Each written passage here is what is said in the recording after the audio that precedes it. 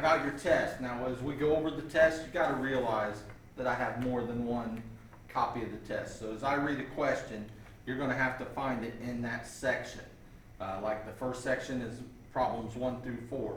So look at 1 through 4 and find that problem when I read it. It might be number 1 on some tests, might be number 3 on some tests, who knows.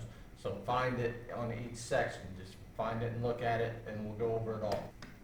Number 1, and on a lot of these problems on the test, I'll just say it right now, it seems like that you guys don't explain a whole lot or don't want to write down any more than you absolutely have to. And some of the things you're going to have to. I didn't take off a lot of points this time for not explaining it, but I probably will in the future. Number 1, survey of 1,205 physicians found 60% had considered leaving the practice of medicine because they were discouraged over the state of U.S. healthcare. And they wanted you to find the population and the sample, or name the population and the sample. Population, all U.S. physicians.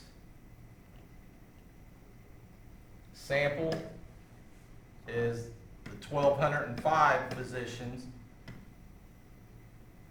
that they surveyed.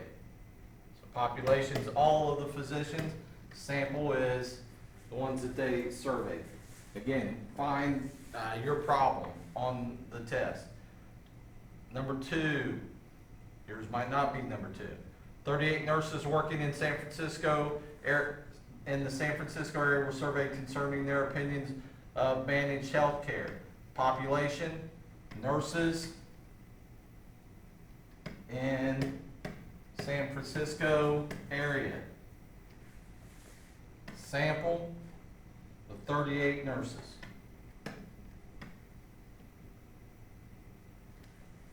Number 3, a survey of 1,000 U.S. adults found that 83% think credit cards tempt people to buy things they cannot afford. A lot of people dealing with the 83%. The 83% is an actual statistic, not the sample or the population.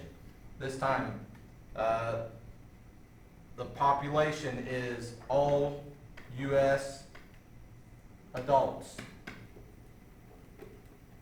And the sample is the 1,000 adults that they surveyed. 1,000 adults that they surveyed. Number 4.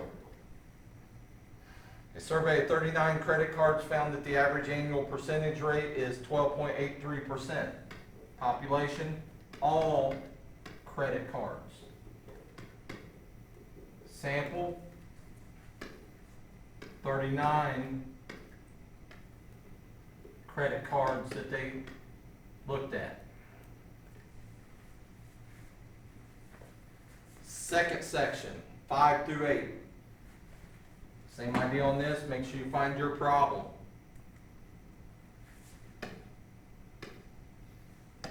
Number 5. In a survey of 752 adults in the United States, 42% think there should be a law that prohibits people from talking on cell phones in public places. We're looking at this, and they said, determine whether the numerical value describes a parameter or a statistic. Remember, parameter deals with population, statistic deals with sample. Well, we're dealing with 752 adults, that's a sample, so it's a statistic. Number 6, 50% of a sample of 1,508 U.S. adults. Well, that should tell you right away when it says sample. I'm not even going to read any farther. When it says sample, then that means we're dealing with a statistic. Number 7, in a recent study of math majors at a university, 10 students were minoring in physics. Well, we're studying the math majors at that university. That means that we're studying all of them. So that's a population. So we're actually dealing with a parameter. Number 8, 2019 payroll of the Philadelphia Phillies. Well, we're dealing with the whole team. So again, that's a population. So the payroll number there would be a parameter.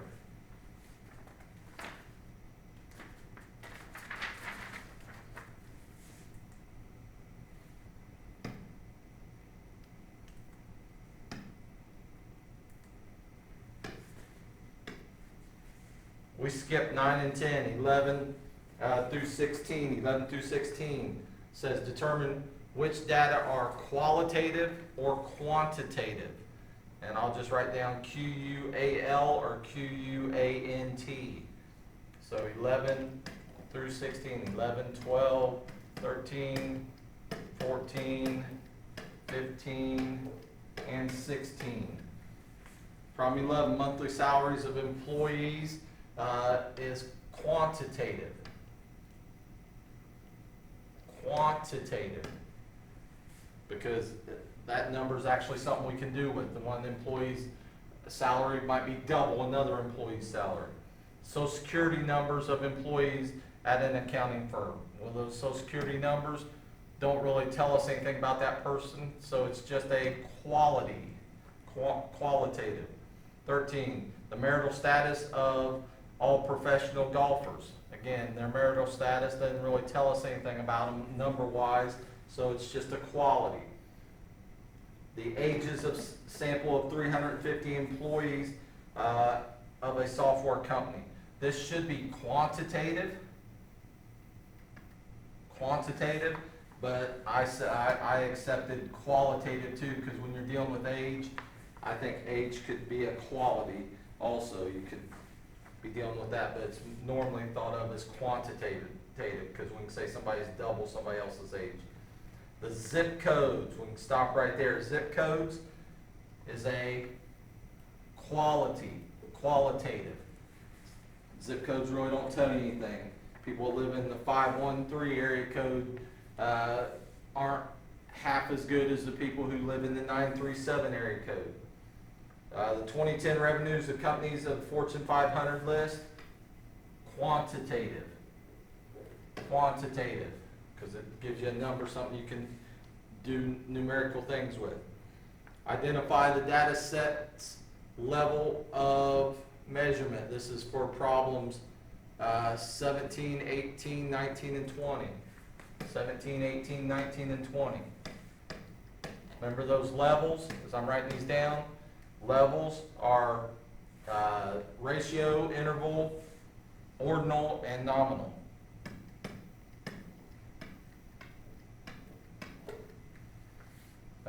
The daily high temperature for the Mojave Desert for a week in June, and they listed them. That's the one of them. I don't completely agree with the book. Again, they say interval. Probably also accepted if you put ratio. Levels of the Homeland Security. Levels of Homeland Security, and they list them there. Levels of the Homeland Security are severe, high, elevated, guarded, low. Well, that's got some kind of order, and the order means something, but it's not an interval or ratio, it's just ordinal.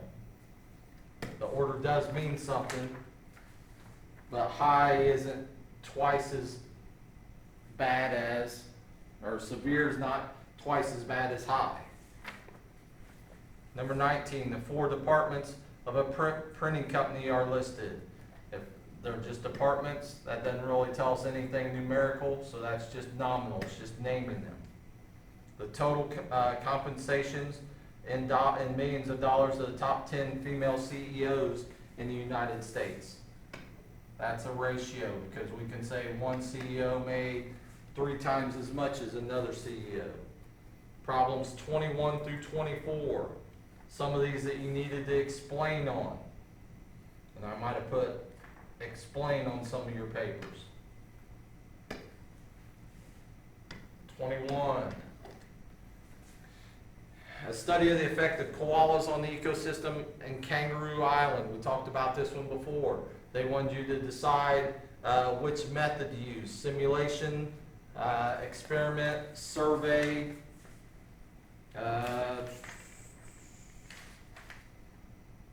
What was the other one? Simulation, experiment, survey. And you probably remember the other one. can't think of it right now because I'm trying to rush through this. Study, we said that you could use a simulation. A lot of you put experiment, and I might have accepted it on some of it if you gave a good reason how to do that experiment or why you would use an experiment, and they want you to explain your reasoning. I said use the simulation because you can't actually put a koala on Kangaroo Island. My pen's messing up. And mess with the ecosystem. It's not something we can do. 22. And again, make sure you're finding the right one on your paper. A study of charitable donations of the CEOs in Syracuse, New York. The best answer would have been a survey. You could have actually said census maybe, because maybe the CEOs who live in Syracuse isn't that big a number and we could actually get all those. But then you got to give a reason. Why is that the one you choose? And a lot of you, again, we're thinking wrong. They've already made the charitable contributions. You're just trying to collect data on how much each one of them actually gave. And a survey might be the best way, just so you can get the answers of how much they donated from each. 23. A study of college professors' opinions on teaching classes online. Again, a lot of you are thinking wrong on this one. These college professors are teaching classes online, and you're going to ask them their opinion of how they liked it or if they didn't like it. And again, maybe just a survey would be best, not an experiment, because we're not going to actually set up the college. We're just looking at the ones that are already teaching them. And we can do this, just ask how they felt. How they felt about teaching classes online. 24. Study of how training dogs from animal shelters affects inmates at a prison. Again, a lot of you, it seemed like you were thinking wrong on this one. We could do an experiment, or we could do an observation if the dogs are already there and we're just observing, if somebody's already set up that program. But probably the best one is experiment. If it's not already set up, we can set up the experiment, and once we do the experiment, then we can collect data.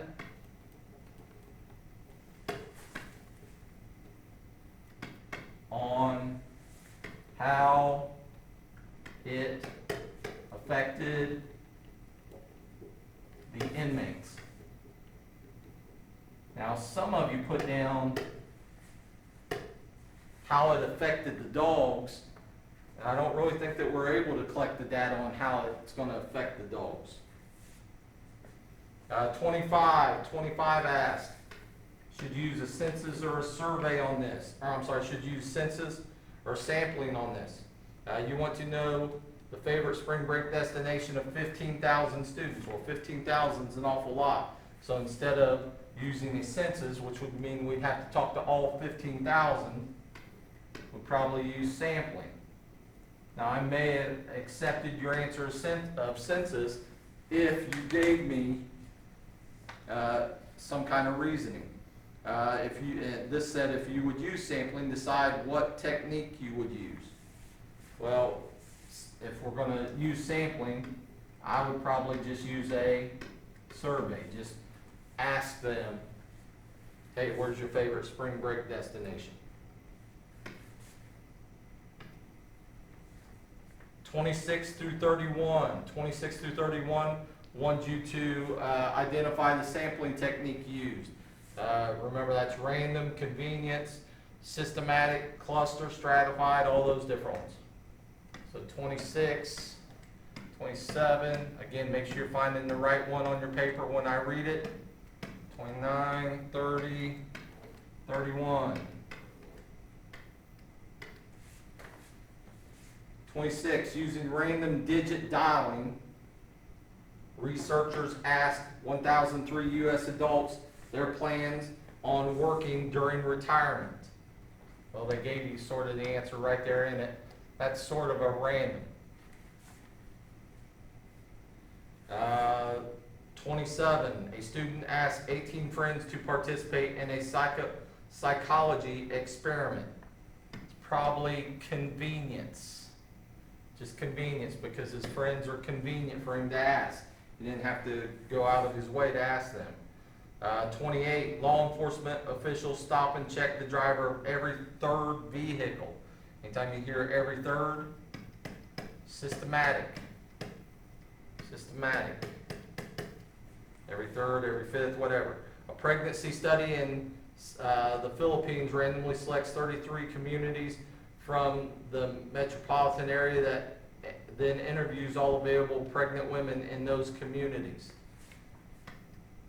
Cluster, because they're just picking clusters of people to deal with.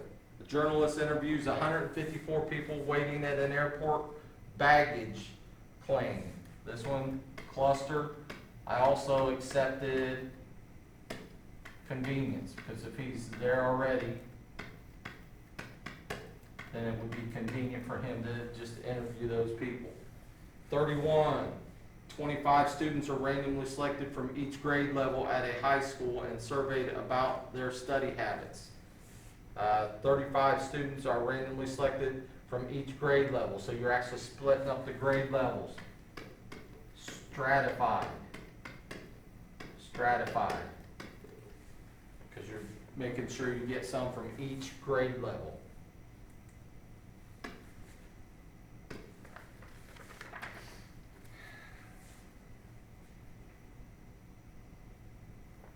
Uh, 32 through 35. 32 through 35 ask you to use one of the studies in the previous questions and identify a bias or come up with something that would cause it maybe to have an error in that study. The one I have says, 32 says the one about random dialing and retirement. So they're using random dialing. One thing you might come up with is that when you use random dialing, might get a lot of people that are young and they're not thinking at all about retirement. So they might not really have a clue about it. 33 is the one dealing with the psychology experiment and asking your friends. The easiest thing with this, if you're asking your friends, then all your friends probably have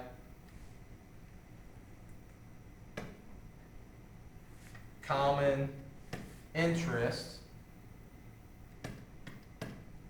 So not very diverse.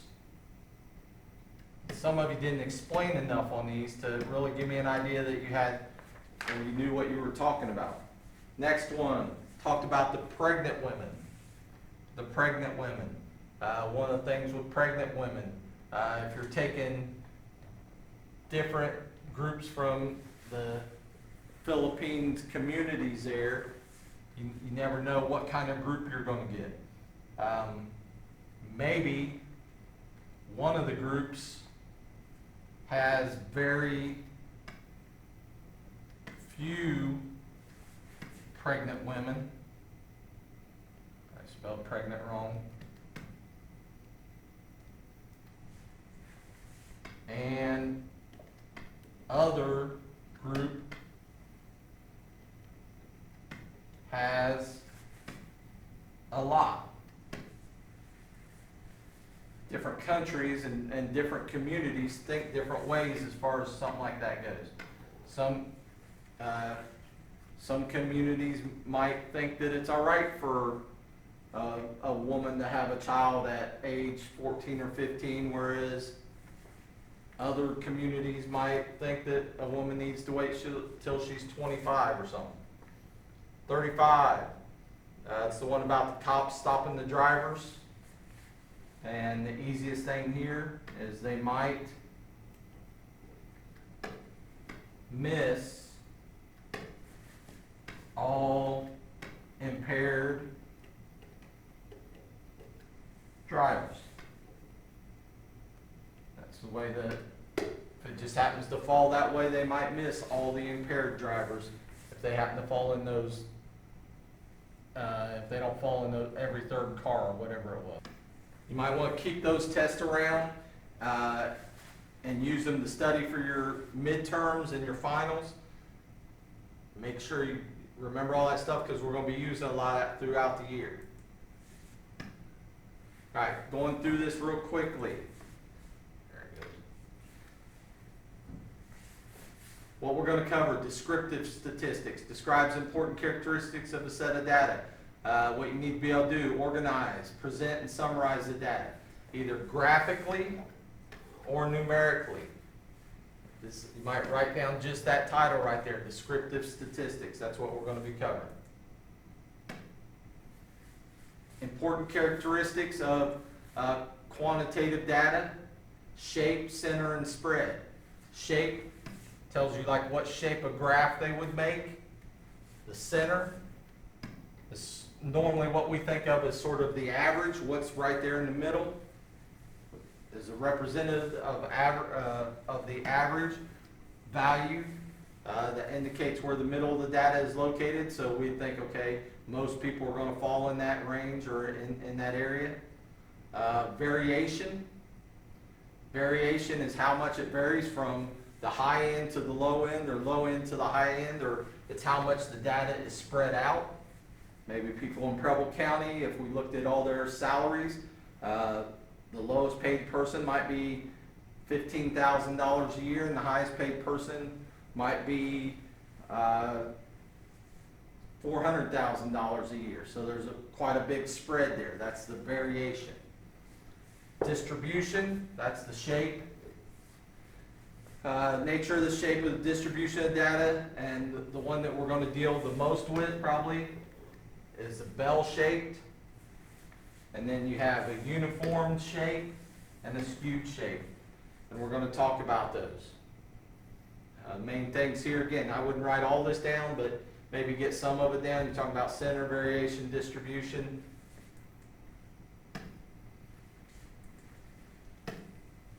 All right, frequency distributions. What we're going to cover today, I wouldn't write any of this down. I would write down, let's go back. I would write this down, frequency distributions in their graphs. That's what we're going to talk about. That's what all the lesson is about, frequency distribution. And it means exactly what it sounds like, frequency. Frequency just means how often something occurs. Distribution means how it's distributed or spread out. And then we're going to deal with the graphs of them.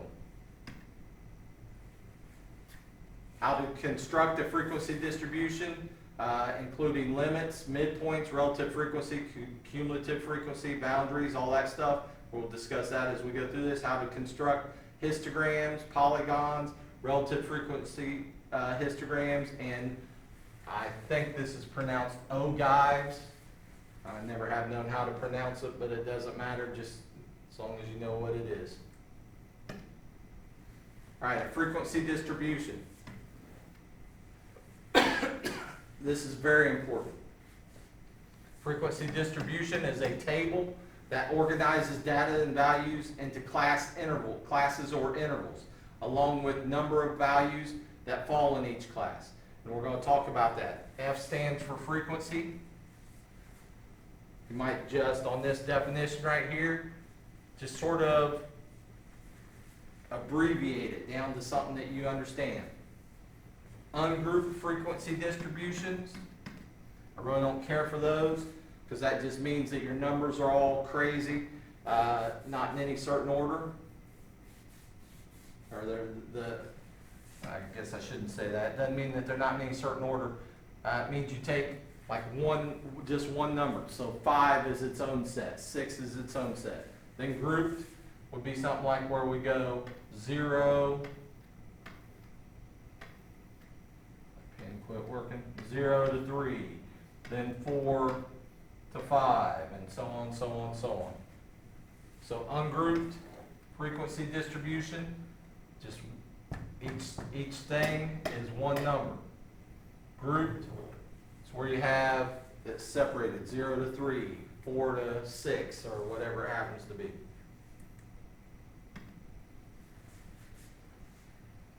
And these are what they look like. Ungrouped, 1, 2, 3, 4, 5, 6, and then we tell the frequency of each one. So this tells us that 1 occurred 25 times when we did whatever. 2, pen's going crazy.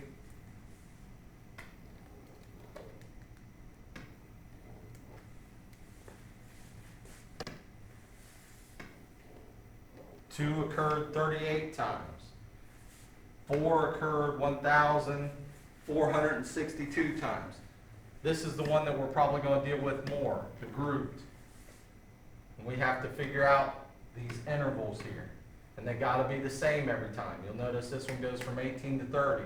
If we subtracted those 2, we get 12. Then we get 11 here. Then we get 11 here. Well, that 18 to 30 is still 11, but the 18 really doesn't count as a number, and we'll talk about that as we go through this. So here we look between 18 and 30, there was 202, whatever we were dealing with there.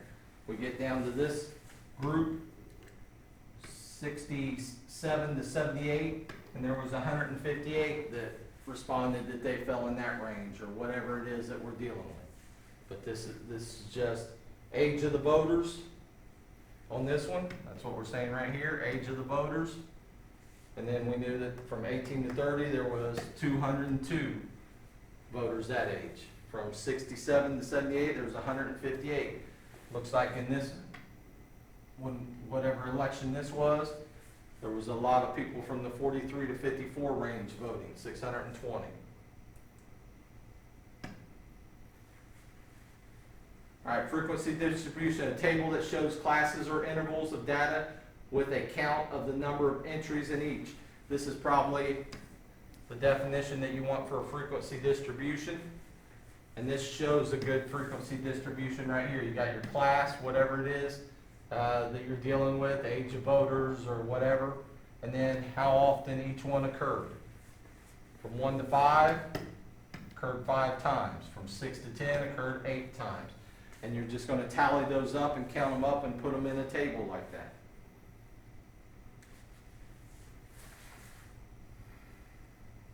Notice on this one actually works out the way it should. 5 minus 1 is 4. 10 minus 6 is 4. 15 minus 11 is 4. That's the way it should work. It should work so that every class is the same range. The frequency F of the class is the number of data entries in that certain class, and we just talked about that. So this number right here is how many entries fell in that 1 to 5 class.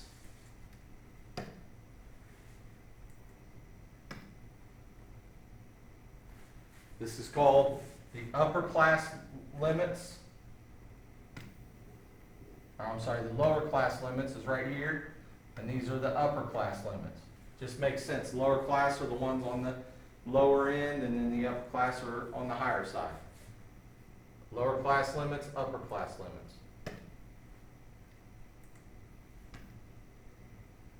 What was that?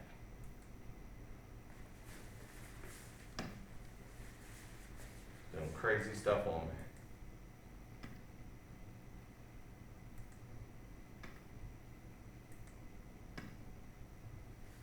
All right, group frequency distribution. Lower class limits are the smallest numbers that can actually belong in a different class. So when we were just looking at that, we had 1 to 5. Well, that means that 1 is the smallest number that could fall in there. We had 1 to 5.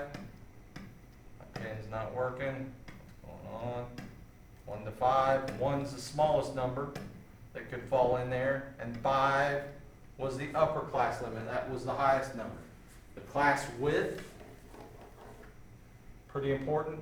Class width is the difference between the two. So we just do 5 minus 1, which is 4. That's our class width, 4.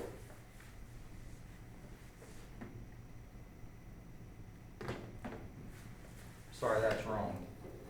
What am I thinking of? Getting in a rush. We take 2 consecutive lower classes and then we subtract them. So if we go back to this and we look at 2 consecutive lower classes, we take 26 minus 21, and that would give us 5. That's our class width.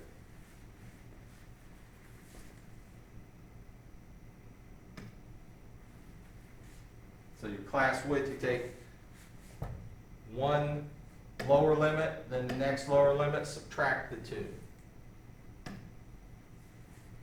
The class midpoints, to find the midpoint, don't make this harder than it is. To find the midpoint, you just use this little formula right here.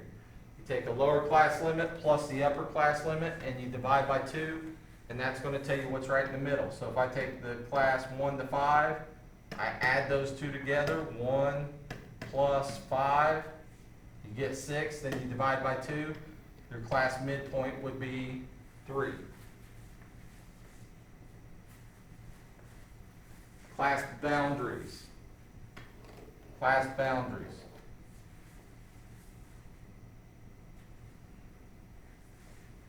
With this one, it's sort of hard to explain the class boundaries, but what you're saying, when you're looking at 1 to 5, your class boundaries are actually a half lower than this and a half higher than that. So your class boundaries actually go something like 0.5 up to 5.5. Now the formula that it says to use here is use an upper class limit and the next lower class limit. So if we go back to this and we use an upper class limit, let's say we use the 10 right there, and the next lower class limit, 11, we add those 2 together, is 21, divide that by 2, and you get 10.5. And all it's saying is, so that we can separate this out, 10.5 is never really going to fall in any of these classes because our classes are whole numbers, but we know that everything in this class right here has to be lower than 10.5, and if we look at the 6 down here, it has to be higher than 5.5. So that class, all the numbers in it have to fall between 5.5 and 10.5. If we look at this class, everything's going to fall between 15.5 and 20.5. That's all.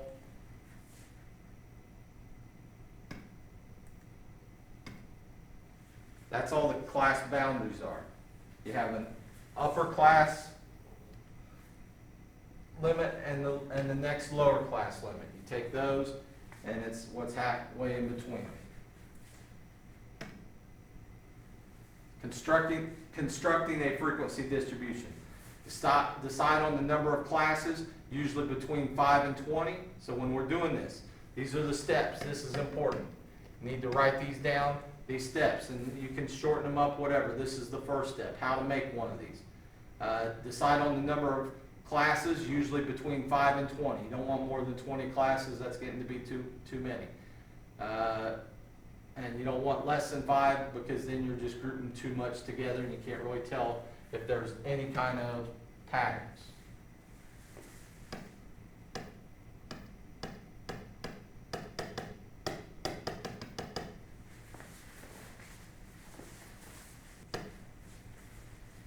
So that's the first step. Decide the number of classes. 5, 6, 7, that's normally what we'll deal with. Number 2, find the class width, determine the range of the data, high minus low. So you want to figure out what do you want your class widths to be. Like 4, 10, something along those lines. Find the class width. This is the way that we find the class width. That's going to make it the easiest. Take the range. Well, the range is the highest minus the lowest. Highest minus the lowest. And then you divide by how many classes you decided.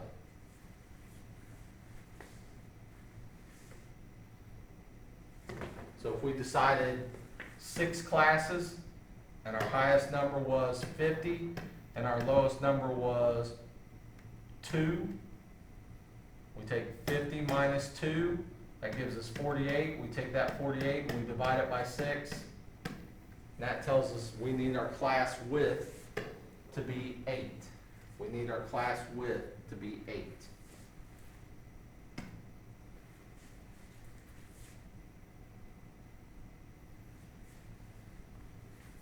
So you just divide the range by the number of classes. If it doesn't come out nice and even, let's say you divided this and it came out to be 8.2, always round up to 9. So you want your class width to be 9. That's going to make your last class maybe not really mean a whole lot, but you always want to round up so that you make sure you get all the data in your classes.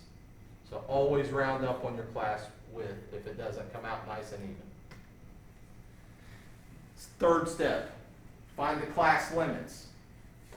You can use the minimum data entry as the lower limit of the first class. So in other words, if we know that the lowest number we have is 1, then when I go to make my classes, I'm going to start at 1, and if we're going to go up 9, then I'm going to put that in here. Put that in there. So you can always start with that next lower one. Now what you actually do, use that for your minimum, then I'm going to show you in this next step what you do next. You find the remaining lower limits by adding the class width to the lower limit of the preceding class. So in other words, if my classes, if I have 1 here, then my next class is going to start with 10. If my class width was 9. Then the next class is going to start at 19, then 27, and so on all the way down the line. And then when I put in my class upper limits, well, it goes from 1, and this next one starts at 10, so this one's going to have to cut off at 9. This one's going to have to cut off at 18. This one's going to have to cut off at 26, so on.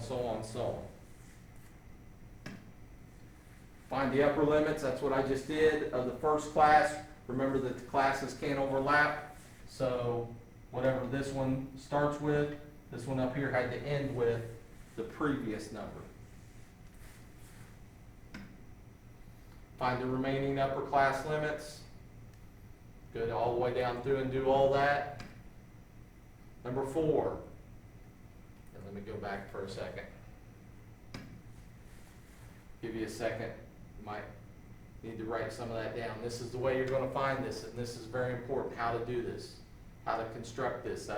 You might have the sub go back and pause it every now and then if I start moving too fast, because I'm forgetting that somebody else is writing this. So that's step 3, all that's step 3, how to construct a frequency distribution. Number 4, make a tally mark for each data entry in the row of the appropriate class. So you got this, you got your class, and you've set it up, and you did 1 through 9, then 10 through 19, or no, 10 through, let's see, how was it? It was 10 through 18, and then 19 through whatever. Well, what you're going to do next is you're going to make little tally marks. You're going to go through all your data and count up how many things fall in 1, 9. You say, okay, there's 5 things that fall in 1 through 9. And then out here is going to be our frequency. And we'll get to that here in a second, but all you're going to do for frequency is write in how many of them fell in that class. count the tally marks and find the total frequency for each class. Let me erase that so you can see that a little better. So you're gonna find that frequency, and you're gonna put it in the table. If we do this one, we got all these numbers. The following sample sets list prices in dollars, 30 portable global positioning systems, so GPS navigators, construct a frequency distribution that has 7 classes. They're telling us how many classes they want. So when we go to set up the classes, we're gonna use that. We look at this, it looks like that our lowest number is 59, I think. And our highest number is, there's a 400, there's a 450. Looks like the highest one is 450, I'm hoping. So 59 and 450. We look at this, number of classes is 7, they gave us that, so we gotta figure that out first, but they gave us that, that was step 1. Step 2, we find the class width, we take the highest, minus the lowest, 450 minus 59, and we divide by the 7, the number of classes, and we get 55.86. Well, we don't want 55.86 classes or as our class width, so we round it up to 56. You always round it up. So our class width, we got 7 classes, and each one's going to be 56 units wide. So we take that, we start with the lowest, 59 was our lowest. We go up 56, put in 115, go up another 56, put in that, up another 56, up another one, and we go out 1, 2, 3, 4, 5, 6, 7. We want 7 classes. So those are all of our lower limits. Now to get our higher limits, all we're gonna do is look right here. That's 115. Well, that means this upper limit over here can't go up to that, it can't overlap with it, so that upper limit's gotta be 114. And you're gonna do that all the way down through here. That's probably what the next part of this slide does. Find the remaining lower limits. We found all the lower limits. Now we're gonna find the higher limits. Just like I just said, we go through and we put in the higher limits. We know that this higher limit right here is 226 because it's got to stop before it gets to 227. One less than the lower limit of the next class. And each of those should be 56. Same as the other. Now they say that go through and add 56 to every one of these. It's easier just to look at this and say, hey, that lower limit's 283, then that means this upper limit back here on the previous one has to be 282. When you get to here, the last one, instead of adding 56, we usually just put the highest number right there. Whatever the highest was, because that's where it's going to stop anyway. Find the remaining upper limits, we just did all that. Then we go through the chart. If we go back and look at that chart, we go through and we make the tally marks. How many numbers fell between 59 and 114? Apparently there was 5 of them. How many numbers fell in this range? Apparently there was 8 of them. How many fell in this range? Apparently there was 6. So on all the way down through there. And then we find our frequency.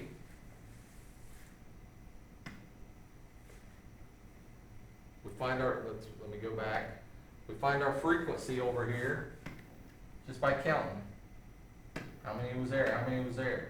Now, the tally part of this is just for our use. It's not really part of the frequency distribution table or chart.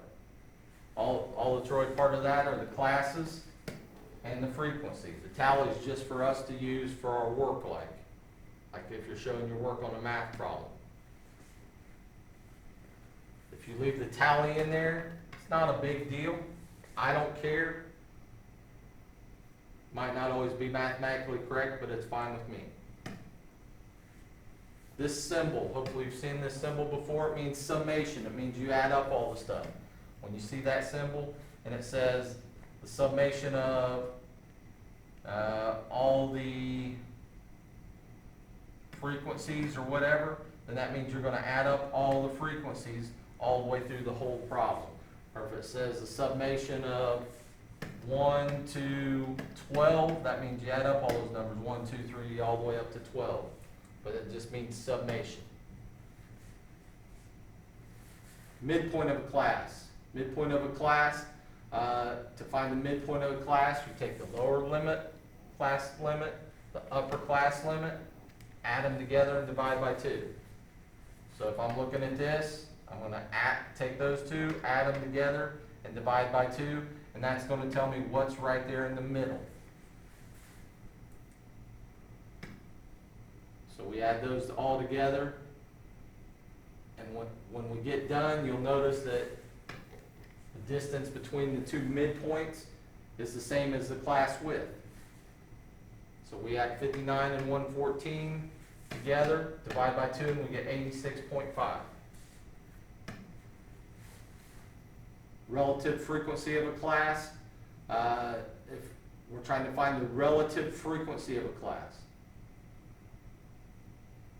we can either list this as a percent, a decimal, or a fraction. Right? Relative frequency all it means, relative just means like a percentage, how often it occurs. So when we're doing that, all you're going to do, the relative frequency is always going to equal the class frequency divided by how many total samples you had. So it's going to be something like, here we had a frequency of 5, and then we had a total of however many in the whole sample. And you're going to divide that out and change it to a decimal. And you might want to change that decimal into a percent. Just depends on what you're best with.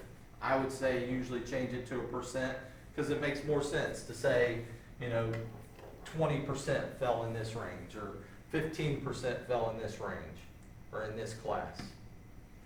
So here they took it and they took 5 divided by 30.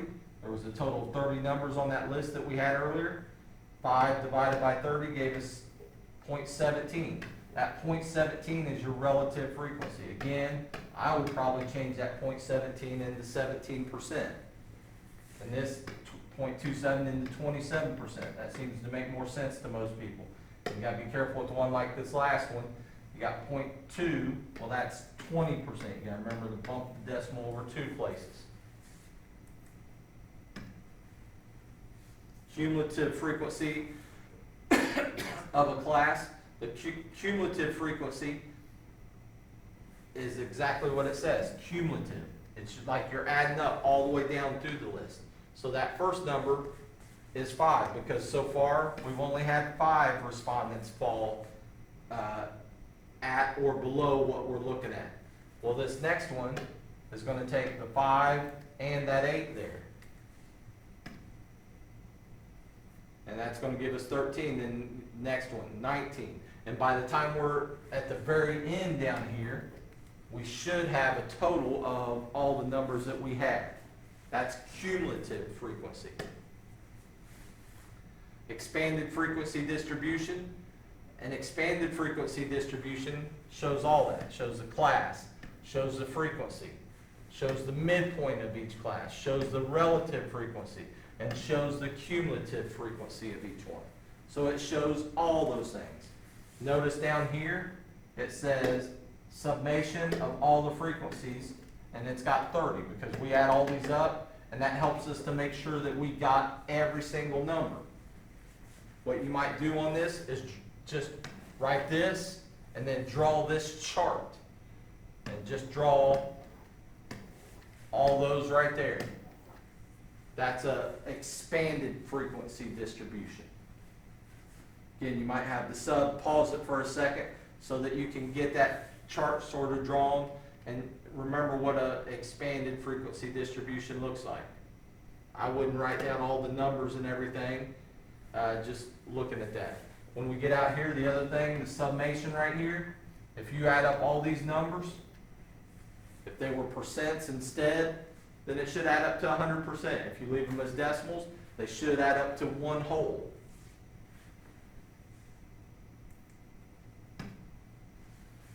Frequency histogram. The histogram is like a bar graph that represents the frequency distribution. The difference between a histogram and a bar graph is a histogram, the bars touch each other. In a bar graph would look something more like this. The bars don't touch each other. But in a histogram, the bars touch each other because it's supposed to go continuously across through here. It doesn't skip things. In a bar graph, normally it's like dogs are here, then cats are here, and then cows are here. Well, the dogs and cats in between them aren't a continuous thing. Here it's going to go like numbers. You have your data values. Your data values, you're going to go 1 to 10. And then 10, this next one's going to go 10 to 19 or something, or 18 or whatever. But it's going to be continuous.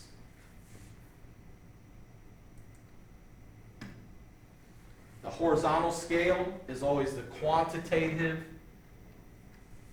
It's quantitative, that measures the data values.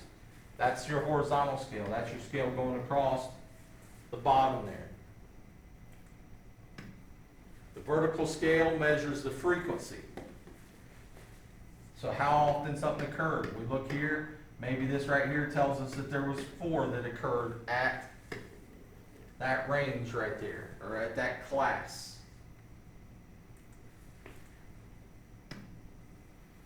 Consecutive bars must touch.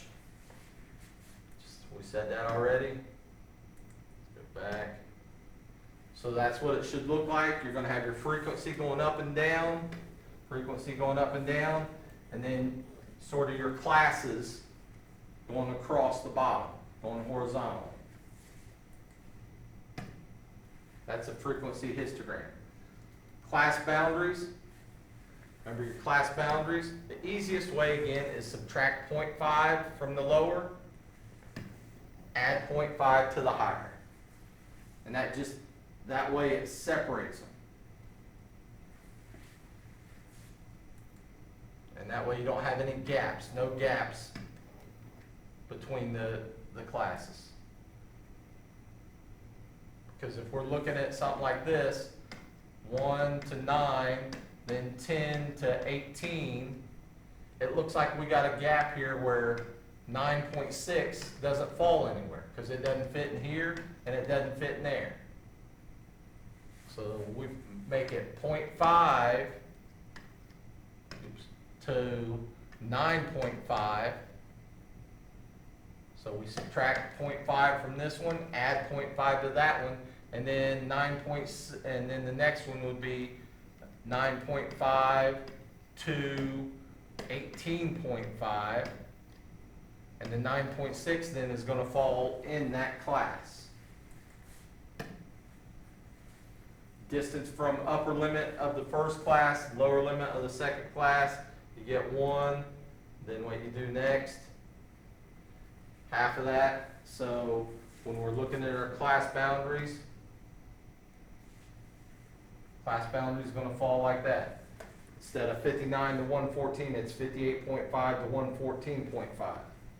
So there's no numbers missed in there.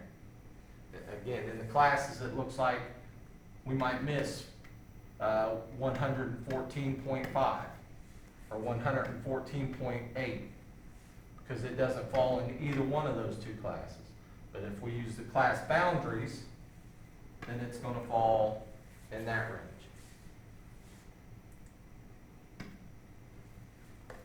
So our class boundaries for that list would look something like this.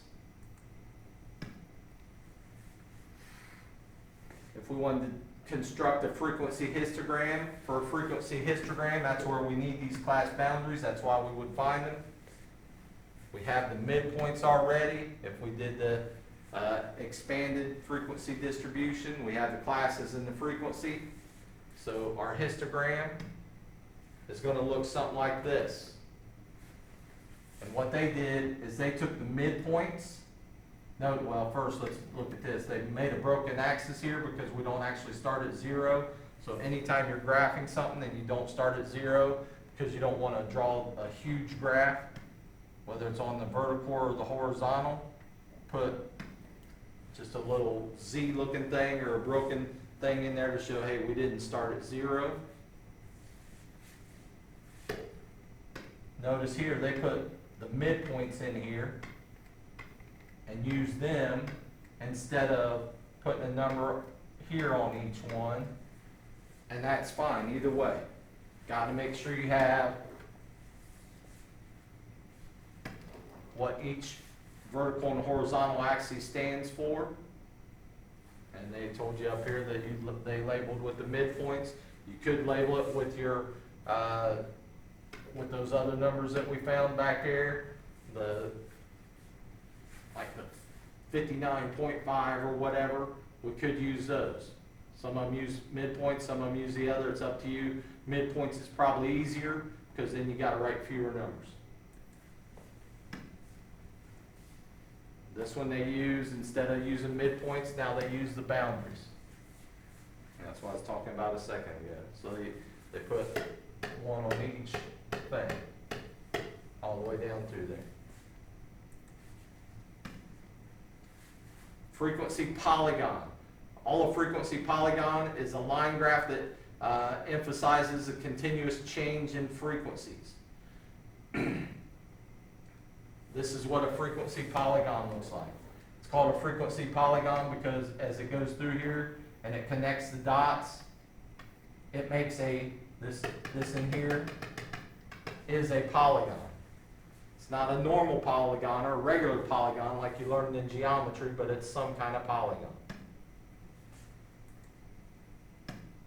So that's what a frequency polygon looks like. You go through and all you do is you're going to connect, you're going to put in these dots, and then you're going to connect them all with segments. Or statistical people say with lines. So it's like a line graph. Constructing a frequency polygon, we got all this, and all you're going to do to construct a frequency polygon if I go back a slide here a second,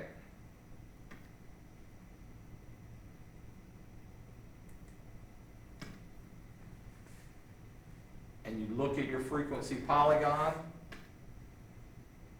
notice this is 86.5, 142.5. If I go to the next one, notice here you have 86.5, 142.5. So it's just graphing the midpoints of each of those and then connecting them.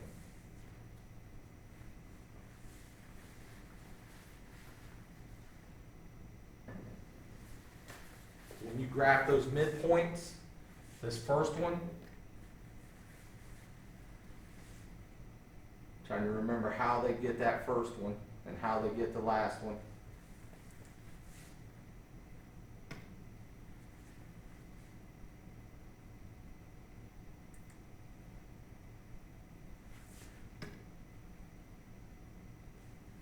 On this, all they do to get this first one and this last one is they subtract off the class width. Our class width was 56, so they take 86.5 and they subtracted the class width and got that one. Down here, they took that and added the class width, which was 56. And this right here all makes a frequency polygon. Don't make those harder than they are. You're just using the midpoints and graphing them and connecting them all with segments. Relative frequency histogram has the same shape and the same horizontal scale as the corresponding frequency histogram, but for relative frequency, that just means you're using the percentages or the decimals on the side over here. You're just using the percents or the decimals. And that, again, I like to use percents. I'd rather use percents than decimals. It makes it a little easier. The vertical scale measures relative frequencies, not not the frequencies, so it measures the percent. Or the decimal, whichever you're dealing with, whichever one you want to deal with. So if we look at this, we want to construct a relative frequency for all that. Notice over here on the side, they give it all in decimals. So they say, here is 0.05 or 5%. Here is 0.10 or 10%, 0.15, 0.20, 0.25, 0.30. And then we can look at this and say, okay, this one right here looks like it's about 0.17. So about 0.17 falls in this first class right there. Or about 17% if we wanted to look at it that way. Cumulative frequency graph, or an ogive or ogive or whatever it's called, is a line graph that displays the cumulative frequency. Remember, cumulative means you're adding. You start here and you add the next class, and then you add the next class, and then you add the next class, and it keeps going up until it gets to 100. A line graph displays the cumulative frequency of each class at its upper class boundary. The upper boundaries are marked on the horizontal axis. So this is your cumulative frequency. The cumulative frequency is marked on your vertical axis, so you're going up there. The ogives aren't that difficult. Don't make them as hard, or make them real hard. To construct an ogive, you construct a frequency distribution that includes the cumulative frequencies as one of the columns. Specify the horizontal and vertical scales. The horizontal scale consists of upper class boundaries. The vertical scale consists of the cumulative frequency, so all the frequencies as you're adding them up. Plot the points that represent the upper class boundaries and their corresponding cumulative frequency. So you're on this little graph here, and you go out so much, and you go up, and you put a dot, you go out so much, and you go up, you put a dot, yeah, out so much, up, put a dot, out, up, put a dot, and then you're just going to connect them. And when you get out here at the end, you're going to be at your total, whatever that total was. For the numbers that they were looking at with the GPS systems, it was 30. So you're going to, when you get done, you're going to total up to 30, or 100% of all your data. Connect the points in order from left to right. The graph should start at the lower boundary of the first class and should end at the upper boundary of the last class. Cumulative frequency should equal the sample size. So our sample size was 30 on that, so it should equal that. Let's go back. I'll go back and give you a second on that one.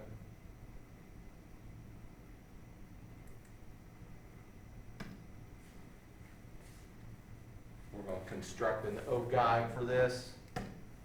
Watch what they have here. Start at the lower boundary, put a dot. And then if we go back and look at this, we're looking out here at our frequencies. We got 5, then it goes up 13, then 19, then 24, then 26, then 27, and at the end down here, we're at our 30. So that's all we're doing here. We're saying, okay, here we were at a total of 5. Here we're at a total of 13. Here we're at a total of whatever it was, I can't remember. And when we get out here at the end, that last dot's going to be on the highest, the midpoint of the highest one, and we should be at 30 at our total sample size. All right, summary of this: construct frequency distributions and histograms and polygons and relative frequency histograms and ogives. Don't make most of this harder than it is. Try this assignment. And when I get back, we'll probably go over quite a bit of it. See if we can help you out.